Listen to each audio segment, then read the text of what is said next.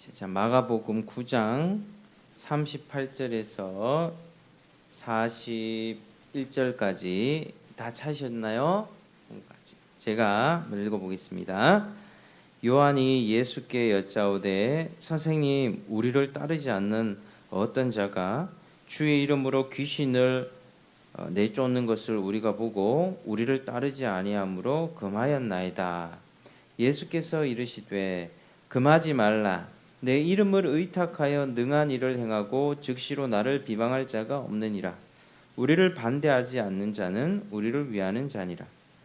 누구든지 너희가 그리스도께 속한 자라 하여 물 한 그릇이다로 주면 내가 진실로 너희에게 이르노니 그가 결코 상을 잃지 않으리라. 아멘.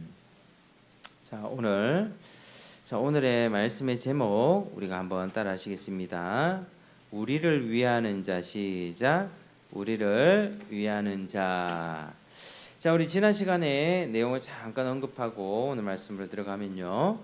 자, 지난 시간에 이제 예수님을 쫓아다니면서도 예수님의 말씀도 들었습니다. 또 기적도 체험했습니다. 근데 제자들이 여전히 자기 생각이 바뀌지가 않는 거예요. 자기 생각들을 고치지 못하고 있는 제자들에게 예수님이 교정해 주는 내용이었습니다. 그러니까 이제 제자들은 서로 높은 자리에 올라가려고 했습니다. 예수님이 십자가에 죽고 고난 당한다는 것은 생각지도 못했고요. 그들의 생각 가운데는 예수님이 왕으로 자정하셔서 임금이 되셔가지고 정치적인 강력한 지도자가 되셔가지고 이 로마를 다 무너뜨리고 이제 우리나라의 독립을 이뤄주는 그런 분으로 오해했던 것이죠. 그래서 그 예수님이 왕자리에 딱 앉게 되면 서로 그 왕의 오른쪽 왼쪽에 앉으려고 했던, 높아지려고 했던 마음들이 있었습니다. 그래서 예수님은 서로 크냐고, 누가 크냐고 논쟁하던 그들에게 가르침을 주셨죠. 그게 35절이었습니다. 자, 우리 35절 같이 읽겠습니다. 시작. 예수께서 앉으사 12 제자를 불러서 이르시되 누구든지 첫째가 되고자 하면 무사람의 끝이 되며 무사람을 섬기는 자가 되어야 하리라 하시고. 아멘. 자, 이 말이 낮아져야 높아진다는 것이죠. 한번 따라 하시겠습니다. 낮아져야 높아집니다. 시작. 낮아져야 높아집니다. 낮아져야 높아집니다. 자, 예수님이 고난을 당하여 또 죽겠지만 그걸로 끝이 나는 게 아니라, 무덤에 묻힌 채 초라하게 죽는 것이 끝이 아니라 부활하셔서 이제는 영원히 죽지 않는 부활체 몸을 입고 하나님 나라로 올라가셔서 하나님의 보좌 우편에서 영원토록 왕으로 통치를 하시는 것이, 그게 계획이었습니다. 예수님의 계획. 그러니까 죽음이 끝이 아니라 영광스러운 부활이 있다. 영광스러운 부활이 있다. 그러니 너희도 자기 십자가를 지고 죽으라는 것, 그 말로 끝나는 것이 아니라 너희도 부활의 영광이 있음을 잘 알고 있어라. 이렇게 말하는 것입니다. 그래서 예수님을 우리가 믿고 따라간다는 것은요, 예수님을 믿고 죄 용서받고 천국 간다, 이게 끝이 아닙니다. 이 천국 가는 것은 최종적 결과고요. 예수님을 믿고 죄 사함을 받았다면 이제 예수님이 가셨던 그 길을 그대로 따라가는 삶을 살아야만 되는 것입니다. 예수님이 영광을 얻으시기까지 얼마나 많은 고난과 어려움을 당하셨습니까? 예수님이라고 하는 그분, 하나님의 아들이 인간이 되신 것 그 자체가, 그 성육신 된 것 자체가 아주 놀라운 일입니다. 그분이 인간이 되셨고 어디서 태어나셨습니까? 누추한 마구간에서. 그분이 누이셨던 곳은 말구유였습니다. 말구유. 그러니까 그 높으신 하나님의 아들이 아주 비천한 몸을 입고 가난한 집안에서 태어나셨고요. 그리고 그분은 인간으로서 약 한 30년 정도를 부모님께 순종하면서 그렇게 목수의 아들로서 살아가셨습니다. 그리고 예수님은 자신의 이제 사역을 위해서, 공적인 사역, 십자가의 죽음과 부활, 이 사역을 위해서 3년간을 사역하신 다음에 죽고 부활하시고 지금은 하나님 나라의 보좌 우편에 앉으신 그런 왕으로서 우리를 통치하고 계십니다. 예수님을 따라간다는 삶은 뭐냐면 나에게 예수 믿어서 우리가 주어지는 축복이 있죠.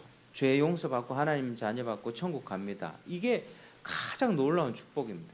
세상에서는 돈 많은 것이 축복이고 또 높은 자리에 올라가는 게 축복이고 넓은 평수 아파트 좋은 자동차를 모는 것이 또 자식들이 잘 되는 게 축복이지만 그러나 우리 예수님의 관점으로 성경의 관점으로 가장 축복은요 바로 우리가 하나님의 자녀가 되는 것입니다. 하나님의 자녀가 되어서 이제는 세상을 바라보면서 그냥 이게 전부인 것만 알았습니다. 이 세상 먹고 사는 게 전부인 것만 알고 이렇게 정말 열심히 아웅다웅하면서 돈 좀 더 벌고 또 어떻게 하면 자식 더 많이 잘 키워보려고 또 학원 또 보내고요, 저 학원 보내고 또 교육 잘 시키려고 돈도 더 많이 벌려고 맞벌이 뛰지요. 근데 맞벌이 하면서 자식들의 마음은 또 부모님과 점점 멀어지게 되고 그러면서 또 스트레스도 받기도 하면서 살아가는 게 그게 우리 인생입니다.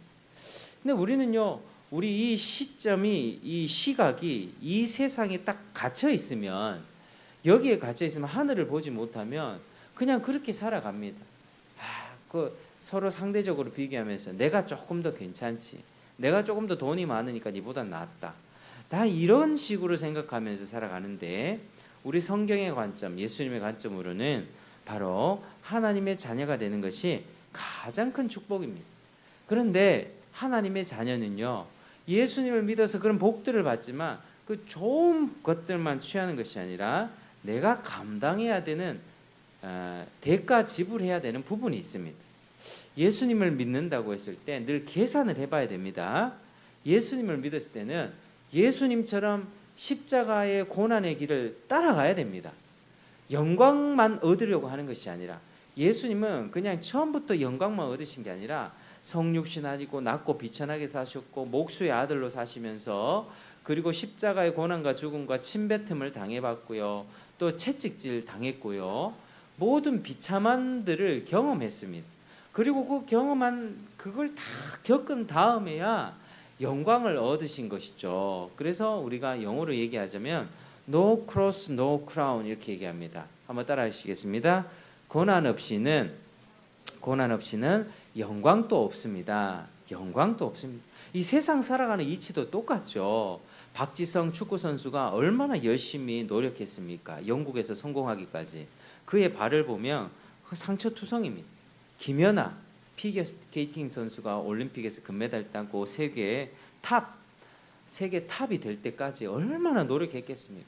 여행 가고 싶고 먹고 싶은 거, 그 어린 나이에 놀러 가고 싶고 했던 친구랑 시내 가서 영화 보고 싶고 이런 것들을 다 절제하면서요 그렇게 살아왔던 그 결과가 바로 그런 것입니다.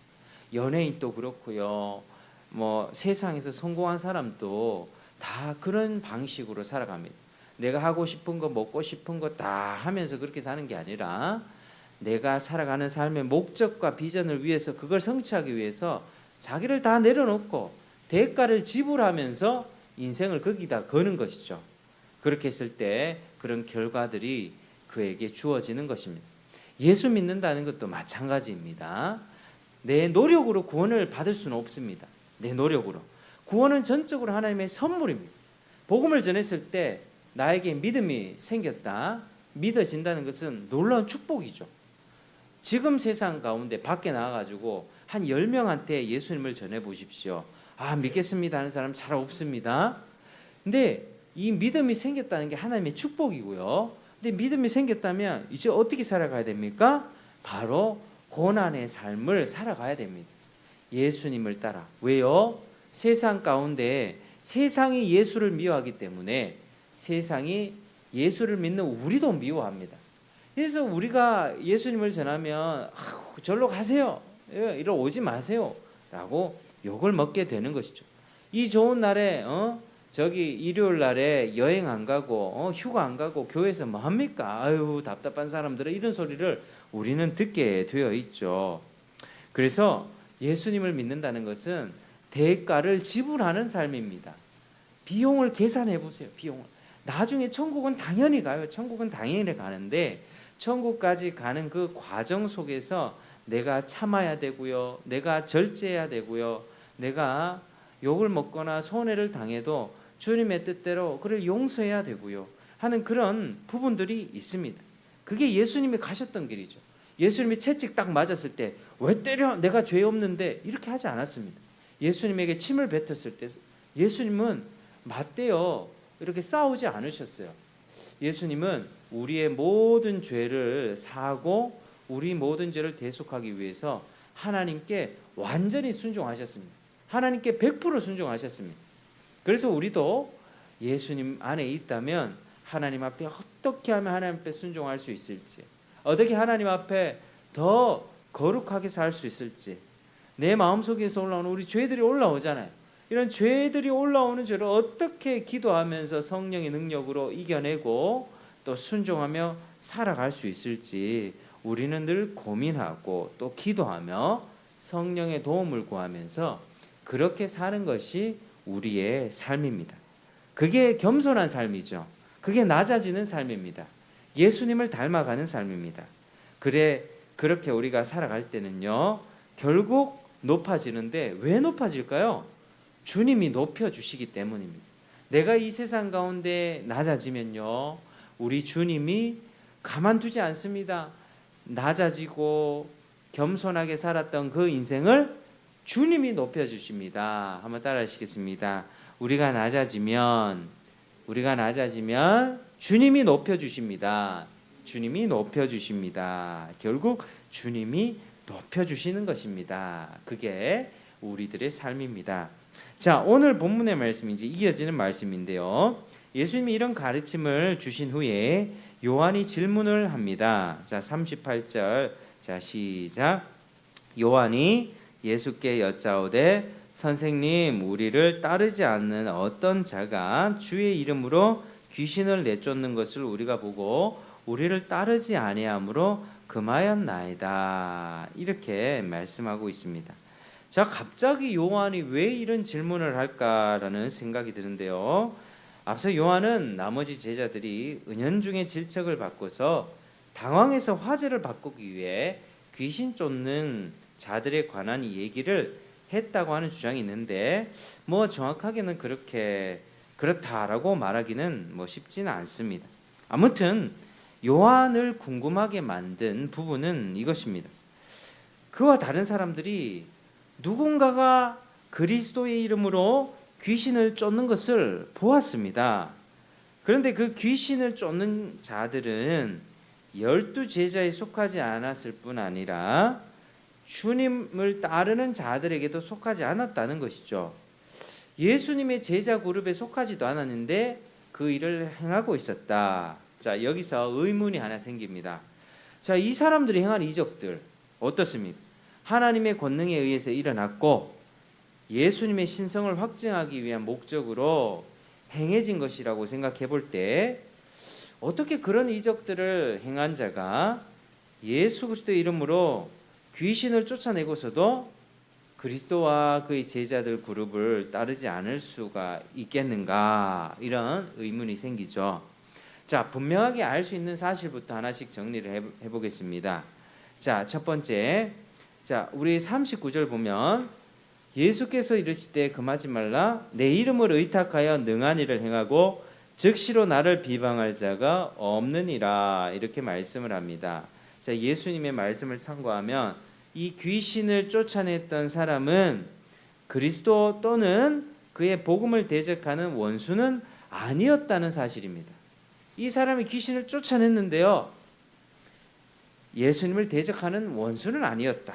자, 두 번째 확실한 것은, 자, 이 사람이 귀신을 쫓아낸 것은 성령의 구원 사역이 아님이 분명합니다.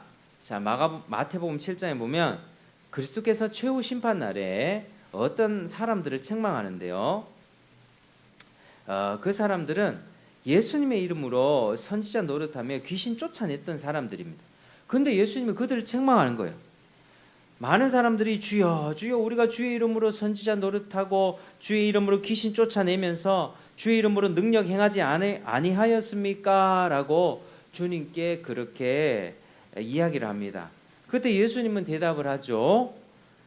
내가 그들에게 밝히 말하되 내가 너희를 도무지 알지 못하니 이 불법을 행하는 자야 내게서 떠나가라, 이렇게 말씀합니다.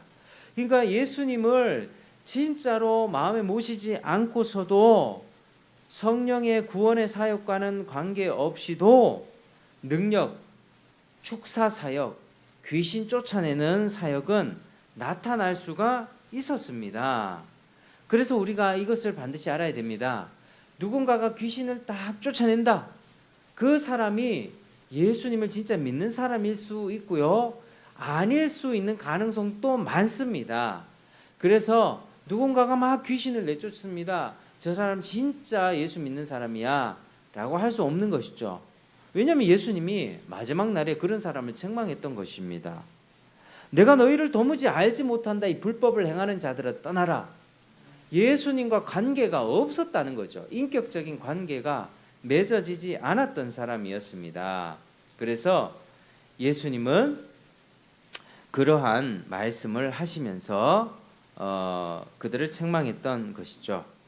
자, 우리가 이 한 가지를 정리했으면 좋겠습니다. 성령의 구원 사역과는 상관없는 능력, 귀신 쫓는 사역들 나타날 수 있습니다. 오늘날 교회 가운데 조금 신비주의적인 교회, 막 기도를 많이 하고 막 능력 베풀고 이제 은사, 귀신을 쫓아내준다고 병 고쳐준다고 하는 그런 유의 신앙생활하는 교회나 기도원들이 있는데요, 참 주의해야 할 부분들이 있습니다. 그게 너무 그쪽으로 쏠려서 성령님이 주시는 구원과는 상관없이 귀신만 쫓아내고 막 능력 베풀고, 그리고 뒤에서는 귀신 쫓아내줬으니까 헌금 많이 바쳐라, 이런 식으로 교회를 운영하는 곳이 있기 때문에 우리가 잘 분별해야 되는 것이죠. 자, 그래서 이 사람들이 귀신을 쫓아냈다 했을 때는 성령의 구원 사역은 아니었다, 우리가 이렇게 정리해 볼 수 있습니다. 자, 세 번째는 이 사람이 어떤 사람이 아니었는가? 사도행전에 나오는 스게와와 일곱 아들 같은 인물은 아니었다는 것이 분명합니다. 자, 이들은 그리스도와 관계가 없었습니다. 스게와의 일곱 아들들, 그의 이름을 수단으로 삼아서 능력만을 추구했던 사기꾼들이었어요. 사도행전에 보면 이 사람들이 나오는데요, 이 사람은 바울이 귀신을 쫓아내는 것을 보면서 되게 신기해하거든요. 바울이 귀신 쫓는 것을 딱 보면서 우리도 귀신 한번 쫓아내볼까? 그리스도의 이름으로 쫓아내니까 쫓아가지네, 한번 해봐야겠다라고 하면서 이렇게 그리스도의 이름으로 귀신아 가라, 이렇게 따라했습니다. 그런데 귀신들이 어떻게 반응합니까? 내가 바울도 알고 그리스도를 아는데 너희는 누구냐 하면서 이 귀신들이 도리어 이 스게와의 일곱 아들을 짓밟아 버렸습니다. 그러니까 이런 이 지금 본문에서 나오는 귀신 쫓는 사람은요, 스게와의 일곱 아들 같은 인물은 아니었다라고 하는 것이죠. 우리가 생각해야 될 것은 이 당시에는요, 성령의 은사들이 아주 강하게 나타났던 시기였습니다. 그래서 이 시기에 그리스도의 원수는 아니었지만 또 온전한 제자도 아니었던 그 일부의 사람들이 하나님의 영광을 위해서 그런 강력한 은사의 부스러기를 받아서 그런 은사를 행할 수가 있었던 것입니다.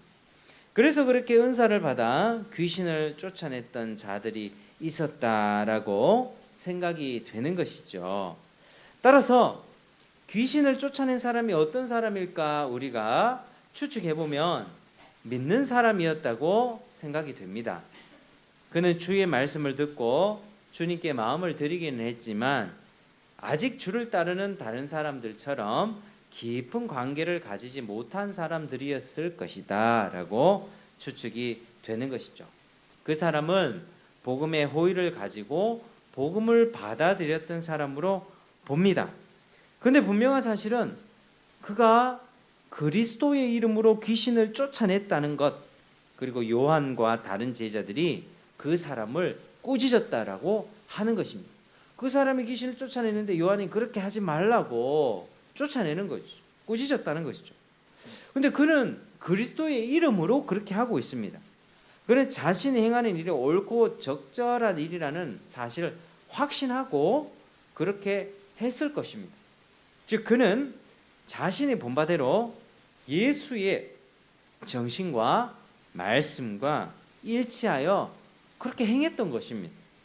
그래서 이 사람에게 있어서 그리스도의 이름으로 귀신을 쫓아냈다, 이것은 마술적인 형식이 아니라 실제였던 것입니다. 그런데 이 요한은 그가 자기들을 따르지 않았다, 이 이유 때문에 그 일을 금하려고 했던 것이죠. 따라서 요한과 다른 이들이 그 일을 금한 것은 분명 잘못을 범한 것입니다. 주님에 대한 잘못된 사랑 때문에 그런 잘못을 범한 것이죠. 그래서 요한이 그들을 꾸짖은 것을 보면서 한 두 가지 정도 잘못을 했다라고 볼 수 있는데요. 자, 첫 번째 한번 따라하시겠습니다. 그리스도를 위한 시기 때문에입니다. 시작. 그리스도를 위한 시기 때문입니다. 이 시기심 때문에 이 요한과 제자들은 그런 이적들로 인한 모든 영광을 그리스도와 그가 파송한 자들이 독차지해야 한다, 그렇게 여겼고 그런 마음으로 그를 금했던 것이죠. 자, 시기로 인해서 하나님의 일을 막으려 했던 실수들이 있었습니다. 이런 시기는 우리 주변에도 진짜로 많이 일어납니다. 만약에 우리가 교회가 개척했잖아요. 또 옆에 교회도 개척했잖아요. 그런데 옆에 교회가 더 잘 돼요. 막 사람들이 더 많이 오고 더 잘 되고 막 그래요. 그러면 어떻겠습니까? 저희 마음이 시기가 날 수 있겠죠. 아, 하나님 왜 똑같이 개척했는데 저쪽만 잘 되고 우리는 잘 안 됩니까? 이렇게 시기할 수 있습니다. 그래서 그쪽 교회가 잘 되는 것을 보면서 아, 그쪽 교회 가지 말라고 막 뭐 이상한 소리를 할 수 있겠죠. 이게 시기심 때문에 그런 일이 있을 수 있습니다. 그래서 지금 이 요한과 제자들은 그러한 시기심 때문에 야, 너희들 귀신 그리 쫓아내는 거 하지 마. 그거는 우리만 해야 돼. 이렇게 얘기하고 있는 것이죠. 그래서 그 사람들이 귀신을 쫓아내며 그 사람들을 통해서 예수님을 믿게 되고 또 주님께 돌아오는 일들이 있을 텐데 그걸 싫어했다는 거죠. 이 편협한 시기심 때문에 그런 일이 있습니다. 그러니까 시기심은 우리 중에 우리 마음 가운데 누구나 있을 수 있습니다. 우리 인간 경험이 그걸 증거하죠. 인간 경험을 잘 담아낸 속담이 뭐가 있습니까? 사촌이 땅을 사면 그들을 축복합니까? 배가 아픕니까? 배가 아프다. 이게 속담이 인간의 삶을 그대로 경험을 녹아낸 것 아닙니까? 사촌이 땅을 사면 잘 되면 축복해 줘야죠. 그런데 그 마음보다 시기하고 질투합니다. 누군가가 잘 되면 마음이 불편해요. 그게 우리들의 본성입니다. 그 제자들 역시 그 마음이 있었다니. 저 사람들이 막 귀신 쫓아내고 예수님의 이름을 사용해서 막 하는데 아니 예수님 우리와 함께 있는데 저들 지금 뭐 하는 거야? 라고 하면서 그러한 영광을 독차지하려고 했던 마음이죠. 그래서 우리가 신앙이 아직 미성숙할 때는 우리 시기심이 여전히 남아있고요. 이 시기심 때문에 남들이 좀 잘 되는 것 보면 배가 아프기도 하고 좀 스트레스 받기도 하고 그렇습니다. 제자들의 마음이 지금 그 상태였다. 제자들은 아직 예수님 말씀도 잘 깨닫지 못하고 여전히 마음도 아직 좁은 상태, 잘 알지 못하는 상태라고 하는 것이죠. 구약 때에도요, 시기심으로 인해 하나님을 막으려 했던 실수가 있었습니다. 모세가 위대한 하나님의 종이었습니다. 민수기 11장에서 근데 하나님께서 이스라엘 장로들 70명에게 하나님의 성령을 막 부어주고요. 그 진 가운데 엘닷과 메닷이라고 하는 사람이 이제 하나님의 성령을 받아 막 예언을 하기 시작하는데 그 모세의 종이었던 여호수아가 그걸 보고 쪼르르 모세에게 달려옵니다. 모세요, 지금 진중에서 무슨 일이 일어나는지 아십니까? 지금 엘닷과 메닷이라고 한 사람이 성령으로 막 예언을 합니다. 저들을 금해 주십시오. 저들을 말리소서 이렇게 얘기를 합니다. 근데 모세가 이렇게 대답하죠. 네가 나를 두고 시기하느냐? 여호와께서 그의 영을 모든 백성에게 주사 다 선지자가 되게 하시기를 나는 원한다. 이렇게 얘기했던 것이죠. 그래서 모세는 그런 마음들이 있었습니다. 넓은 마음. 모세는 하나님 앞에 쓰임 받는 위대한 종이었습니다만은 그 특권을 자기만 독점하려고 하지 않았고, 하나님, 내가 너무 고달프고 나도 어렵습니다. 저들에게도 하나님의 영을 부어주셔서 하나님의 일을 좀 맡겨주십시오. 나만 이거 하기 싫습니다. 모세는 자기가 너무 힘들어서도 그렇게 얘기했었고, 또 하나님의 영광을 위해서 나 같은 사람이 더 많아지면 좋지 않습니까? 그런 마음으로 여호수아에게 그렇게 너 그런 마음 갖지 마라, 그렇게 책망했던 것이죠. 신약 성경에 보면 세례 요한의 제자들도 그런 시기가 있었습니다. 요한이 예수님보다 6개월 먼저 태어났던 사람인데 사역도 비슷하게 했습니다. 예수님이 사역 시작하기 전에부터 나타나가지고 사람들에게 너희들은 회개해야 된다 하면서 예수님이 오시면 잘 받아들일 수 있을 만큼 그 마음을 잘 준비했었거든요. 하나님께 돌아와야 돼. 죄를 지적하고 책망하면서 이제 예수님이 딱 나타나셔서 예수님이 복음 전도하고 사역할 때 사람들이 마음을 잘 받아들일 수 있도록 그 마음을 세팅해 줬던 게 요한이었습니다. 근데 이제 요한을 따르던 제자들이 있었는데 예수님이 딱 나타나니까요, 많은 사람들이 이제 누굴 쫓아갑니까? 예수님을 쫓아갑니다. 요한을 쫓아갔던 많은 사람들이 저 사람 예수님이 더 위대해 보니까 예수님을 쫓아가는 거예요. 그러니까 예수님의 제자들이 이렇게 얘기합니다. 라비여, 선생님이 증언하시던 이가 세례를 베푸니까 사람들이 다 그쪽으로 갑니다. 요한이여, 당신을 따르던 사람들이 점점 그 사람으로 갑니다. 이렇게 얘기하니까 요한이 답하죠.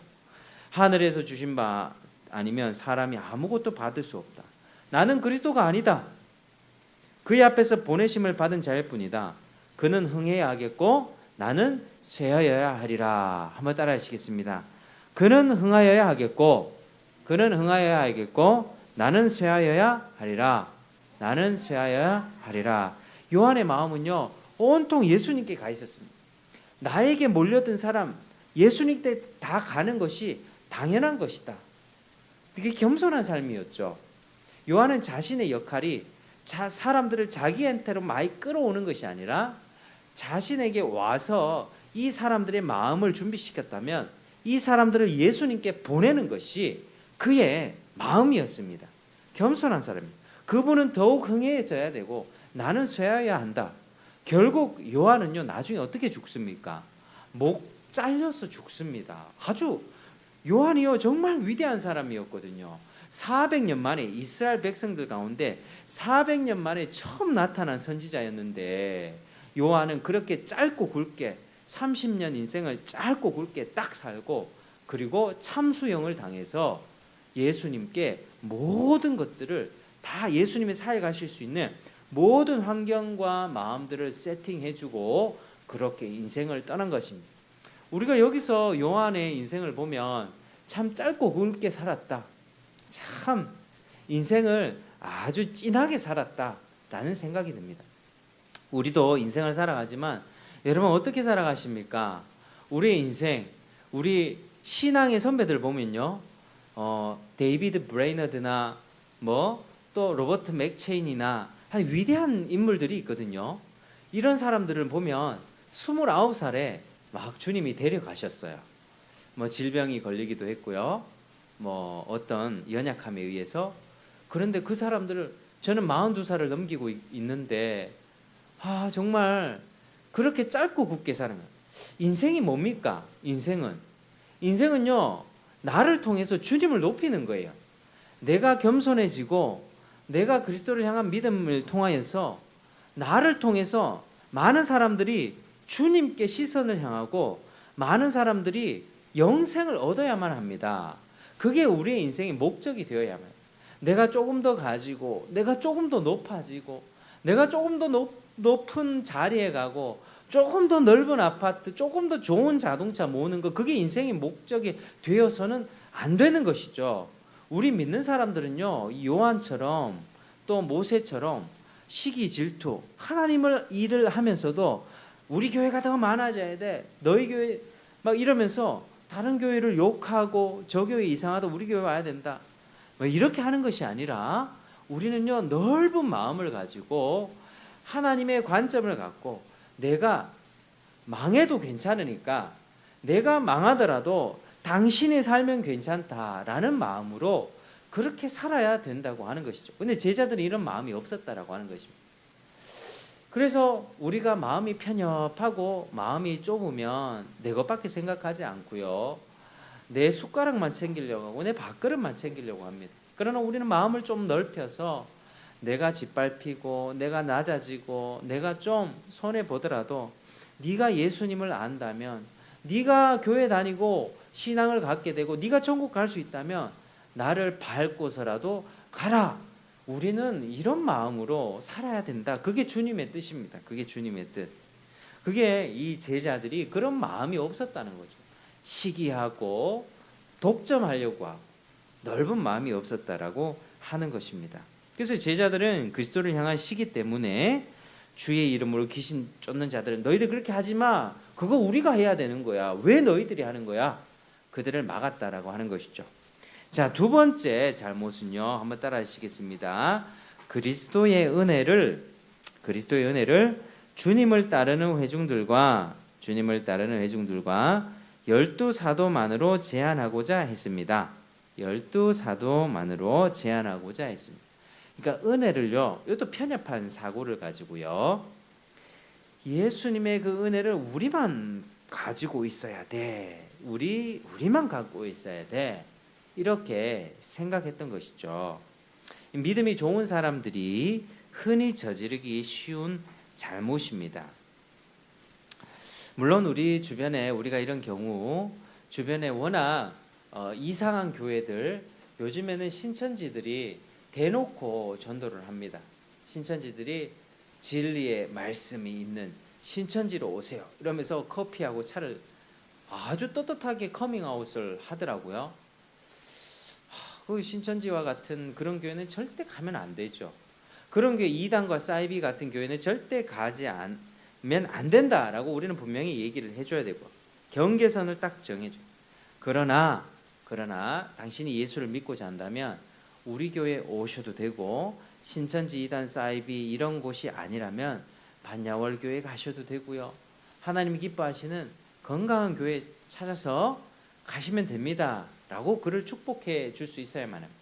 어떻게 하면 한 사람 더 끌어와 가지고 그렇게 술을 불리려고 하고 자기 교회만 채우려고 하는 것이 아니라, 우리가 복음을 전하고 그 사람이 건강한 신앙생활을 할 수만 있다면 건강한 교회를 소개시켜주고 주님의 뜻대로 살아가십시오라고 축복할 수 있어야만 하는 것이죠. 믿음이 좋은 사람들이 흔히 저지르기 쉬운 실수가 우리 교회만 이렇게 얘기하는 그런 경향들, 우리 주님이 별로 기뻐하지 않으십니다. 바울은 어떻게 했습니까? 바울은요, 자기가 감옥에 갇혔을 때 사람들이 예수님을 전하는데요, 어떤 사람은 바울을 열불나게 하는 방식으로, 내가 이렇게 바울은 지금 감옥에 갇혀 있으니까 내가 예수를 전하면 바울이 분명 시기할 거야, 이런 마음으로 전했고요. 누구는요, 좋은 뜻으로 어떻게든 그리스도를 전해야 하는 것이 사명이니까 그리스도를 좋은 뜻으로 전했습니다. 그런데 바울은요, 그렇게 하나 저렇게 하나 전파되는 것은 그리스도니 나는 기뻐하고 또 기뻐하리라 라고 말을 했습니다. 바울의 이런 태도, 남들이 나를 시기해서 예수를 전하나 뭐 좋은 뜻으로 전하나 괜찮다, 날 시기해도 날 미워해도 상관없다, 예수님만 전해지면 되니까, 바울의 이런 태도가 우리가 따라가야 할 태도죠. 예수님은 뭘 원하실까요? 예수님은요, 우리 모든 백성들이, 우리 모든 신자들이 주님의 이름으로 누군가가 귀신을 쫓고 이적을 행할 때 그 사람이 우리 편이냐 마냐, 그리스도를 따르느냐 마냐를 따지는 게 아니라 그런 시기심을 다 버리고 그들이 선을 행하는 것을 방해하지 말고 도리어 기뻐하고 장려하기를 원하십니다. 우리 주님은요, 이 신앙의 유산들을 나만 딱 우리 교회만 딱 갖고 있기를 원하지 않고요. 그걸 더 넓은 마음으로 전하고 퍼뜨리기를 원하십니다. 그래서 우리 주님께서는 39절에 요한과 제자들이 잘못됐다고 책망했던 것이죠. 자, 39절 같이 읽겠습니다. 시작. 예수께서 이르시되 금하지 말라. 내 이름으로 의탁하여 능한 일을 행하고 즉시로 나를 비방할 자가 없느니라. 아멘. 예수를 비방할 수 없는 까닭은 그가 예수를 나쁘게 생각하지 않기 때문이며 반대하지 않기 때문입니다. 시기할 필요가 없죠. 자, 40절도 같이 읽겠습니다. 시작. 우리를 반대하지 않는 자는 우리를 위하는 자니라. 따라서 누구든지 그리스도를 반대하지 않는 자는 그를 위하는 자가 되는 것입니다.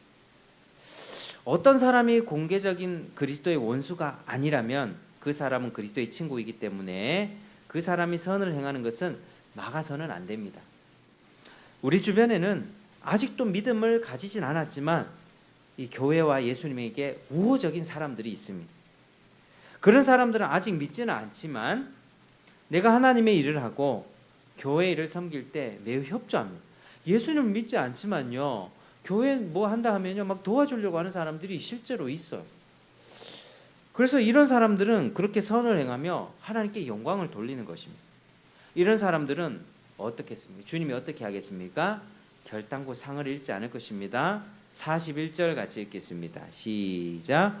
누구든지 너희가 그리스도에게 속한 자라 하여 물 한 그릇이라도 주면 내가 진실로 너희에게 이르노니 그가 결코 상을 잃지 않으리라. 아멘. 자, 그리스도에게 속한 자라 하여서 물 한 그릇이라도 대접하면 하나님이 그 사람에게 상을 거두지 않을 것이다.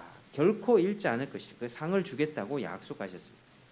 당시 전도자들은요, 제자들과 같은 전도자들은 이 걸어서 긴 여행을 했기 때문에 물은 매우 귀했습니다. 그 사막지대에서, 그 더운 지대에서 물 한 잔이 얼마나 귀했겠습니까? 그래서 누구든지 그 전도자들을 불쌍히 여기고 섬기는 마음으로 물 한 잔 대답해 주었다는 것은 그의 절실한 필요를 채워준 선행입니다. 그리고 예수님은 누군가가 그렇게 전도자를 섬겼을 때 그리스도를 섬긴 것과 똑같다고 말씀하십니다. 마태복음 25장 40절. 여기 내 형제 중에 지극히 작은 자 하나에게 한 것이 바로 내게 한 것이다. 우리 형제 중에서요, 예수님을 믿는 자 중에 아주 사회에서 높은 자리에 있는 사람이 있고요, 아주 낮고 비참한 사람이 있을 수 있습니다. 그러나 우리가 그 사람을 물 한 잔이라도 대접하고 그 사람을 불쌍히 여기면서 선을 행했을 때에 우리 주님은 어떻게 하십니까? 그 선행을 예수님을 향한 선행이라고 인정하십니다. 예수님을 향한 대접이라고 생각해 주신다라고 하는 사실이죠. 그래서 그들이 상을 절대로 잃지 않는 것입니다. 전도자에게 물을 대접함으로써 예수님을 섬겼기 때문이죠. 예수님은 반드시 그들에게 보상해 주실 것입니다. 자, 우리는 오늘 말씀을 통하여서 한 두 가지 교훈을 받을 수 있는데요. 자, 첫 번째 한번 따라하시겠습니다. 편협과 배탈을 버리십시오. 시작. 편협과 배탈을 버리십시오. 그리스도를 정면으로 반대하지 않는 자는 그리스도를 위하는 자입니다. 아직 예수님을 믿지 않는 사람이 주변에 있죠. 근데 그리스도를 정면으로 막 반대하거나 막 공격하지 않는 자들은 신자들과 어느 정도 협력할 수 있고요, 나아가서 그 사람은 신자가 될 가능성이 있습니다.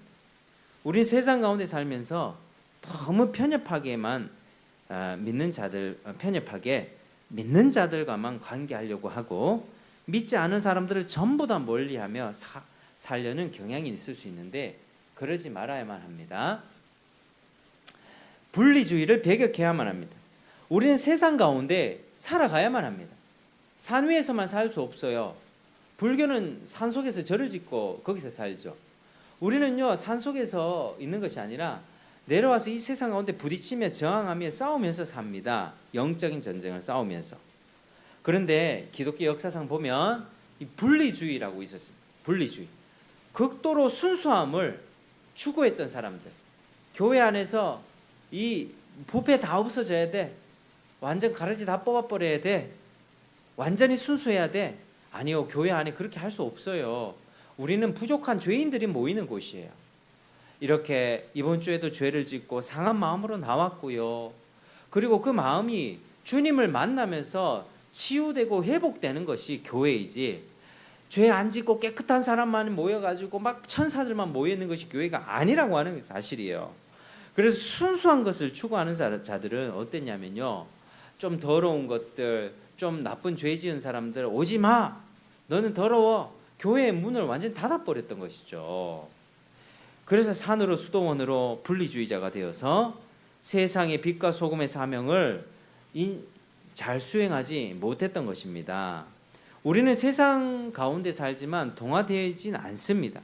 그러나 여전히 세상 가운데 살면서 우리가 이 성령의 능력으로 죄와 악으로 물든 이 세상 가운데 주님의 말씀을 전하고 또 주님의 말씀으로 싸우면서 그렇게 적극적으로 사는 것이지, 뒤로 물러서서 우리끼리만 지내보자, 우리끼리만 좋은 곳에, 이것은 하나님이 기뻐하신 태도가 아니라고 하는 것이죠. 믿는 우리를 노골적으로 싫어하고 미워하는 자들과 관계는 쉽지 않을 것입니다. 그러나 그리스도를 노골적으로 반대하지 않고 좋게 여기는 자들과는 좋은 관계를 유지하십시오. 그리고 나아가서 그에게 복음을 전하고 그리스도를 소개하시길 바랍니다. 우호적인 자들은 이 잠정적으로 이 전도하고 그리스도께 인도할 수 있는 그런 가능성이 있는 사람들이죠. 이게 세상 가운데 우리에게 주어진 기회입니다. 주변에 그런 사람도 혹시 있지 않습니까? 좀 우호적이고 교회라고 하면 막 부르부르 떨면서 싫어하는 사람들이 있습니다. 그런 사람들 말고 조금 긍정적인 마음으로 이렇게 나오는 사람들이 있다면 우리가 그런 기회를 통하여서 그들을 주께로 인도해야 될 것입니다. 편협하고 배타적인 마음이 있다면 버리고 그들을 주께로 인도하는 여러분 되시길 바랍니다. 자, 두 번째 교훈 한번 따라하시겠습니다. 성도 간의 사랑을 실천하라. 시작.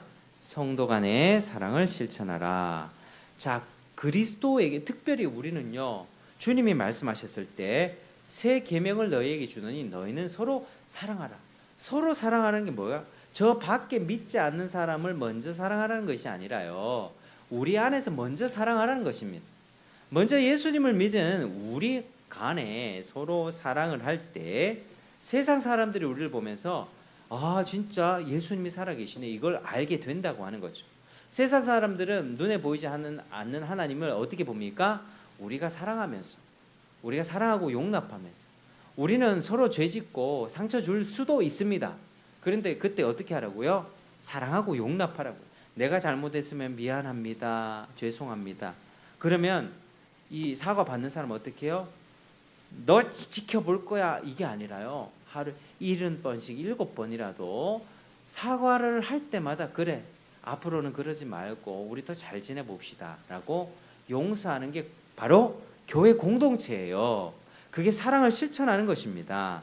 그 지극히 작은 자까지도 외모로 판단하지 않고 돈 없다고 무시하거나 옷이 별로 좋지 않은 옷 입었다고 뭐 그렇게 무시하는 것이 아니라, 예수님을 믿는 사람이라면 우리가 더 잘 섬기고 더 불쌍히 여기고 세워줘야 되는 것이 바로 주님의 뜻입니다. 그렇게 섬길 때에 그 섬김은 누구를 향한 섬김이었다고요?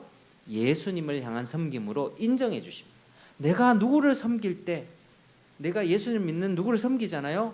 그러면 우리 주님은 그걸 보면서 네가 나를 섬겼구나 라고 주님이 그렇게 인정해 주십니다. 그 세상에서 보잘것없고 미천한 사람들, 그런 형제들 자매들을 우리가 더 잘 돌봐야 되는 것이, 그런 자들을 돌봐줄 때 예수님은 더 기뻐하신다라고 하는 것이죠. 물 한 잔이라도 대접함으로 섬길 때 주님은 그 사람을 향한 상을 결코 잊지 않을 것입니다. 그래서 우리는 적극적으로 성도를 사랑하고 섬겨야만 합니다. 다른 이유가 아니라 그가 주님에 속한 자이므로, 주님께 속한 한 지체이므로, 한 몸이므로 뜨겁게 사랑하고 섬겨야만 합니다. 자, 만물이 마지막이 가까이 왔으면 너희는 더욱 뜨겁게 사랑하라. 이런 말씀 베드로 서신에 있습니다. 우리는요 지금 정말로 한 번도 경험해 보지 못한 그런 세상으로 가고 있습니다. 지금 뭐 코로나 끝나고 경제가 어렵고 하지만 다들 그냥 그래도 먹고는 살죠.